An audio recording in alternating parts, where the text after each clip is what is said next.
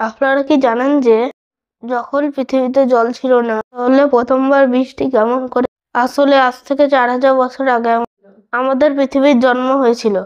পৃথিবী জন্ম হওয়ার পর অনেকগুলো উল্কাপিণ্ড পৃথিবীর সঙ্গে ধাক্কা মারছিল। এই উল্কাপিণ্ডে কারোর মধ্যে জল ছিল, আর এই জল গিয়ে শিলার মধ্যে মিশে গেছে।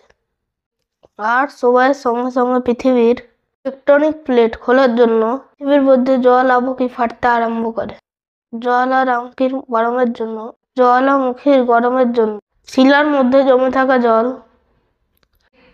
বাষ্পরূপে পৃথিবীর অ্যাটমসফিয়ারে জমা হয়ে যায়। আর কিছু বছর পর যখন পৃথিবীর ঠান্ডা হয় তখন মেঘে থাকা বাষ্প জল হিসেবে পৃথিবীতে বর্ষা রূপে পড়তে থাকে।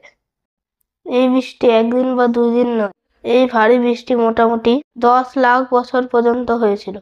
এই বৃষ্টির জন্য মহাসাগর তৈরি হয়েছে।